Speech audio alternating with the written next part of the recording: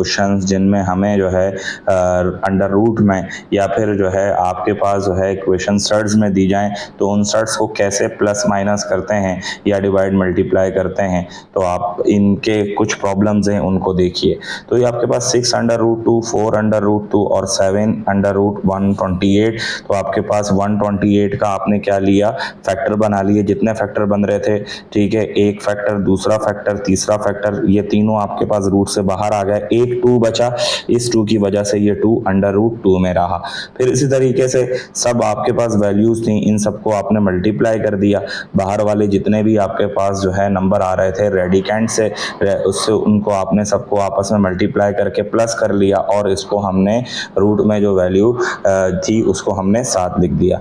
फिर next question है हमारा इसी तरीके से अंडर रूट 5, फिर उसके बाद 125, 5 का क्यूब बन रहा था, ठीक है, 5 बाहर आ गया, अंडर रूट 5 अंदर और 7 अंडर रूट 5। तो आपने 1, फिर उसके बाद ये 6, सही है, 1 और प्लस 1 को 5 में प्लस किया, फिर 7 में प्लस किया, तो 13 अंडर रूट 5 आ गया। क्वेश्चन नंबर 3 का पार्ट 3 देखिए।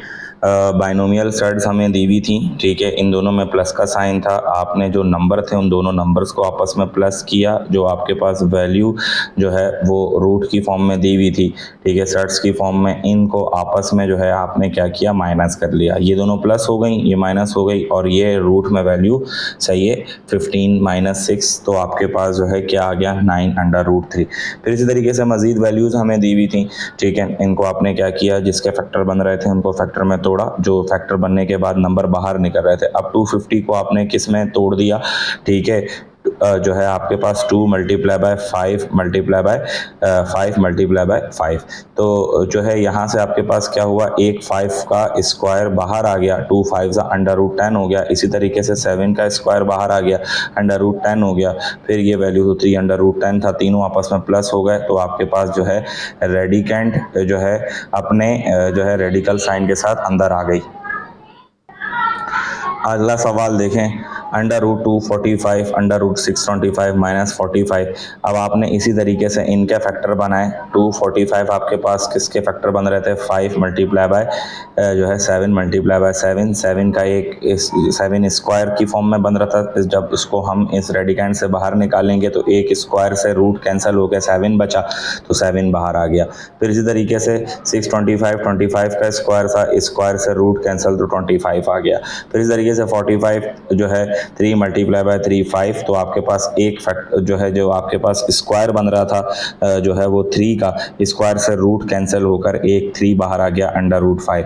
तो आपके पास जो वैल्यूज थी उन नंबर्स जो आपके पास बिल्कुल कैंसिल हो गए, जो नंबर अलग आ रहा था, ठीक है, इस रेडिकल साइन के बगैर और इस जो है इस एक्सप्रेशन के फॉर्म के बगैर, तो उसको आपने अलग लिखा। जो इस टाइप में हमारे पास रूट की फॉर्म में जो वैल्यूज मल्टीप्लाई होके आ रही थी रूट के साथ, तो इसको आपने इस तरह से लिख लिया, जो भी इरेशनल जो है वो एक्सप्रेशन थी। फिर अगले नंबर को भी इसी तरह से सॉल्व किया। 10 under root 11 minus 396 3 under root 11। तो जो आपके पास नंबर रूट में जिन नंबरों के फैक्टर्स बन रहे थे उनके फैक्टर्स बनाए। फैक्टर्स बनाने के बाद उनके स्क्वायर बनाने के बाद रूट से जो बाहर आ रही थी वैल्यू उनको बाहर निकाला, सबको सेम किया, तो सबको आपस में प्लस किया, प्लस करके माइनस किया गया, तो आपके पास जो है अंडर रूट 11 आंसर आ गया। अब क्वेश्चन नंबर 3 का पार्ट 7 देखें। अब इसी तरीके से ये हमारे पास 2 डिफरेंट सर्ट्स दी हुई थी।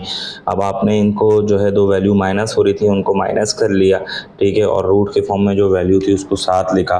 फिर बाहर वैल्यूज़ 2 थी आपके पास, यहाँ कुछ नहीं है तो 1 है, 1 8 से मल्टीप्लाई होकर 8 हो गया। जो आपके पास रूट में जो वैल्यूज़ मौजूद थी दोनों को आपस में आपने जो है मल्टीप्लाई कर दिया। फिर ये दोनों आपके पास क्या बन रहे थे, 17 का स्क्वायर बन रहा था, स्क्वायर से रूट कैंसिल हुआ, 8 मल्टीप्लाई बाय 17 हुआ, आंसर आ गया 136। अब अगला सवाल है उसको भी इसी तरह से हमने सॉल्व किया, ठीक है। जो नंबर जिसका जो है आपके पास फैक्टर बन रहा था उतने फैक्टर्स में उसको तोड़ा, तोड़ने के बाद जो आपके पास रूट से वैल्यू बाहर आ रही थी उन वैल्यूज़ को सबको बाहर निकाला। फिर उसके बाद उनको आपस में जो ऐड और सब्ट्रैक्ट हो रही थी वैल्यूज़ ऐड और सब्ट्रैक्ट किया। फिर उसके बाद यहाँ से क्या हुआ, ठीक है, फ्रैक्शन में 3/2 से 2 कैंसिल हुआ, 3 अंडर रूट 2 आ गया। क्वेश्चन नंबर 9 देखें, इसको भी इसी तरीके से आपने सॉल्व किया। अब यहाँ पर फॉर्मूला लग रहा था, कौन सा फॉर्मूला लग रहा था? सबसे पहले तो आपने इनका एलसीएम कर लिया, एलसीएम करने के बाद ठीक है आपने इसको डिवाइड में, डिनोमिनेटर में √3 आ गया, √3 आ गया, तो आपके पास नीचे जो था आपके पास फैक्टर कॉमन सेम था, तो ऊपर वैल्यूज को वैसे का वैसे ही लिख दिया फ्रैक्शन की फॉर्म में। अब यहाँ पर फॉर्मूला लग रहा है ऊपर की जानिब a + b a - b, तो किसके बराबर होता है? a² - b² के। तो इसी तरीके से आपने फॉर्मूला लगा दिया, रूट से स्क्वायर कैंसिल, रूट से स्क्वायर कैंसिल, तो आपके पास जो है यहाँ पर आपके पास क्या बना? 2 - 1/3 1/3। फिर इसी तरीके से अगले सवाल को आपने सॉल्व किया, फिर फॉर्मूला लग रहा था a² - b², स्क्वायर से रूट कैंसिल, स्क्वायर से रूट कैंसिल, 13 - 11/2 आ गया। फिर इसी तरीके से अगला सवाल था, अब इसमें फॉर्मूला खोला, ये वाली वैल्यू क्या थी? ये वाली वैल्यू है हमारे पास क्या? a, ये वाली वैल्यू क्या है? b, बाहर उसका क्या है? स्क्वायर, तो आपके पास क्या बना फॉर्मूला? a - b का whole square is equal to a² - 2ab + b का स्क्वायर। तो इसी तरीके से बनाया a² - 2ab + b का स्क्वायर, तो यहाँ से 3 का स्क्वायर 9 आ गया, स्क्वायर से रूट कैंसिल 6 आ गया, -2 3 = 6, 6 4 = 24, माइनस का 24। अब जो वैल्यूज रूट में मौजूद थी ठीक है, तो आपके पास उनको आपस में मल्टीप्लाई करके आपने एक साथ लिख दिया। फिर इसी तरीके से जो है 4 का स्क्वायर 16 हो गया, स्क्वायर से रूट कैंसिल, यहाँ पर क्या आ गया? 16 को मल्टीप्लाई कर दिया 5 से। अब जो नंबर्स आपस में मल्टीप्लाई हो रहे थे उनको मल्टीप्लाई करके लिखा, ठीक है, जो वैल्यूज आपके पास जो है वो रेडिकेंट के साथ आ रही थी और जो मल्टीप्लाई होकर रूट के अंदर ही मौजूद थी उनको आपस में आपने मल्टीप्लाई कर दिया, और यहाँ से 16 को 5 से मल्टीप्लाई किया तो 80 आ गया। फिर इन वैल्यूज़ को जो प्लस हो रही थी प्लस करके माइनस किया, ठीक है, और इसी के साथ जो आपके पास वैल्यू रेडिकल साइन के साथ आ रही थी ठीक है, उनको आपने उसके साथ लिखा √30 की फॉर्म में। फिर इस तरीके से आपका ये आंसर आ गया। फिर अगला सवाल था जिसमें भी आपने इसी तरीके से फॉर्मूला लगाया।